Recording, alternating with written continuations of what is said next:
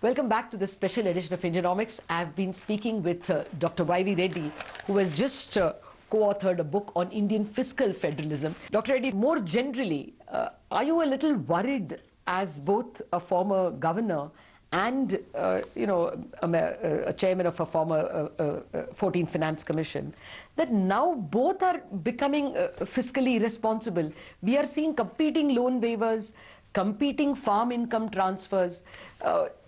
As a citizen of India, would you worry that there is less going to be available for capital outlay if everything is going for, income transfers?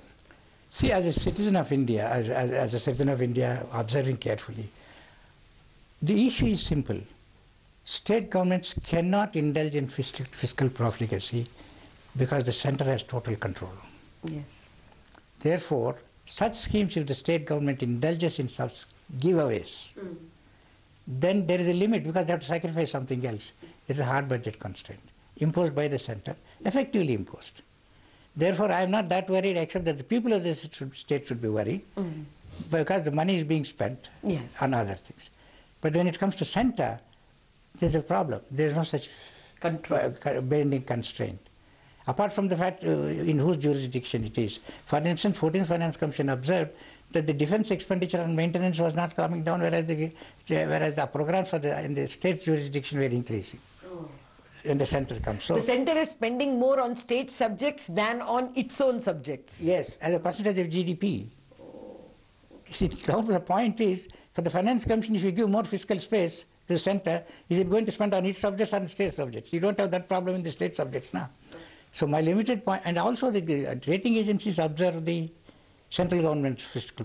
So my point is that type of fiscal profligacy at the time of the state is less dangerous because there is a hard budget constraint. It's more dangerous if it is center. And more so if it is on state subjects, because it becomes an issue of interstate inequalities also. So there is both the fiscal sustainability of the country as a whole and possible disputes between among the states. But more, I just want you to get away from the book and worry whether, income transfers is the way to go forward at all.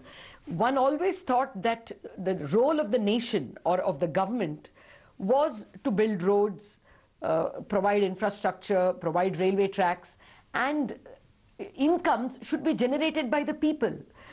If the government starts, only worrying about incomes, then who will invest? Who will put the next railway track? Is not that a worry for you? See, actually, that's a fundamental issue. There are public goods and there are private goods. Yes. The first priority should be public goods. There is no doubt about it. But private goods may have to be provided to some extent, to a minimum extent. And there again, this whole issue of fiscal federal transfers is ensures a minimum level, but that has to be enabled by the state governments through various mechanisms. But you have a problem if there is more expenditure on the consumption side and no investments. Yes. So there are two levels. At a macro level, how much is on government consumption? Because as it is, as you have noticed, government consumption expenditure is far exceeding its current revenue. So in a way, you are already incurring these savings by the government. If you are adding to these savings, it certainly is going to have the potential output, seriously. But worse, it is not one time. It is a recurring commitment, and governments will find it very difficult to reverse. So any commitment taken, particularly by a central government, makes it extremely difficult to reverse.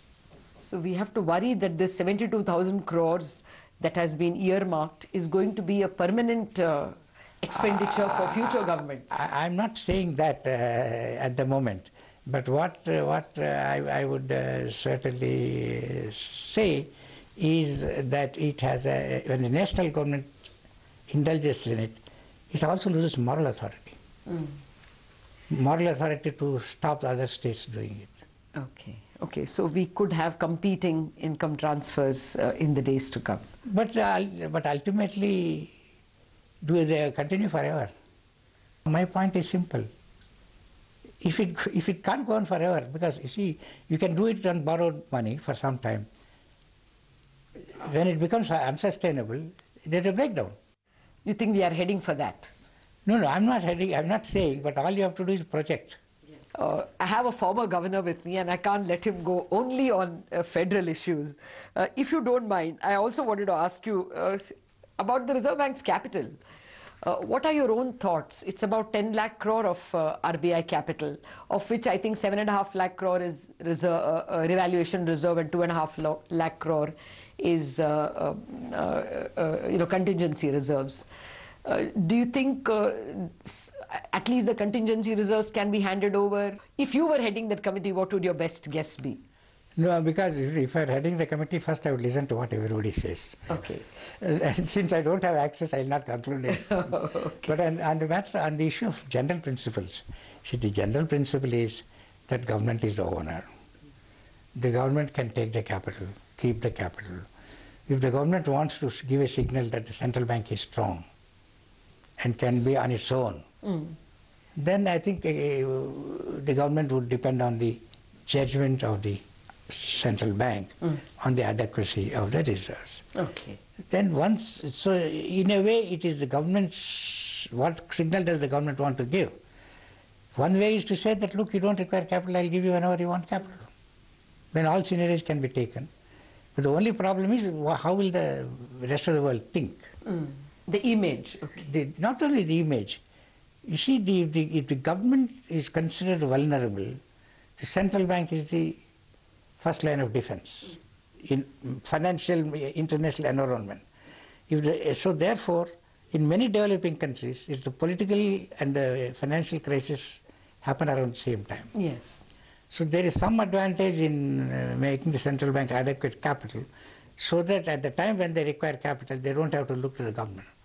So it is in the interest of the government to have adequate capital to the extent that the central bank thinks it is adequate.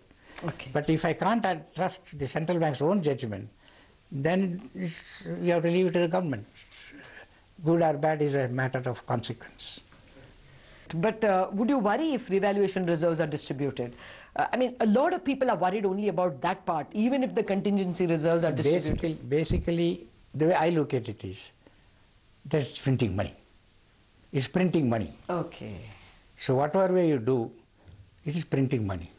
And all the consequences of automatic monetization without interest payment will follow. Then we should worry. Okay. Because as it is, we are seeing a lot of open market operations by the Reserve Bank. This would be one more monetization of the deficit. I agree with you. Well, you refer to the role of the board, that in your time the board approved the revaluation reserves, the contingency reserves.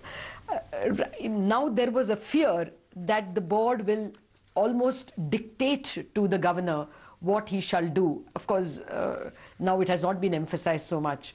What are your thoughts on the Reserve Bank board dictating to the governor what do's and don'ts on various policies? A good governance requires that the board is supreme. Okay. The board is supreme. So if I were to be the governor, I would have to convince the board that what we are doing is right. So in a way, the way I would look at it is that whatever happens, while technically the powers are concurrent,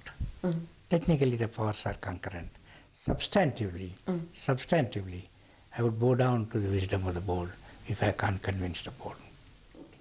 But again with a caveat, I believe that the function of the board is to be an honest intermediary between the government, the Reserve Bank, whose interests are primary for the board, the financial markets and institutions, and society at large.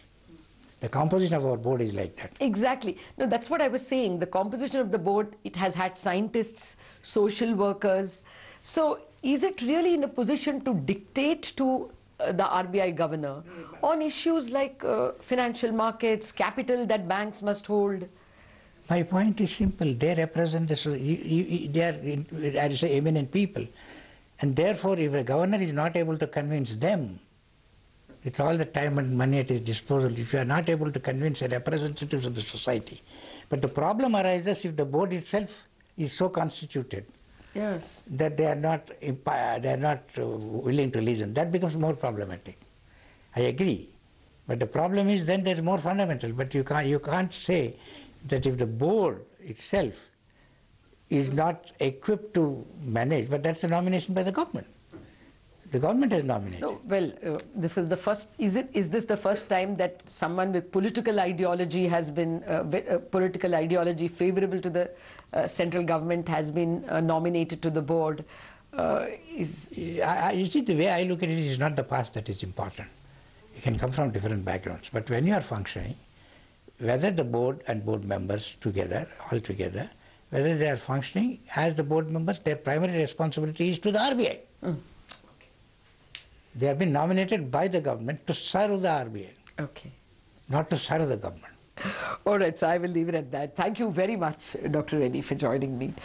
In a minute, we are going to get the other co-author of this book, Mr. G.R. Reddy, to answer a few more questions on this very interesting book, Fiscal Federalism. Stay with us.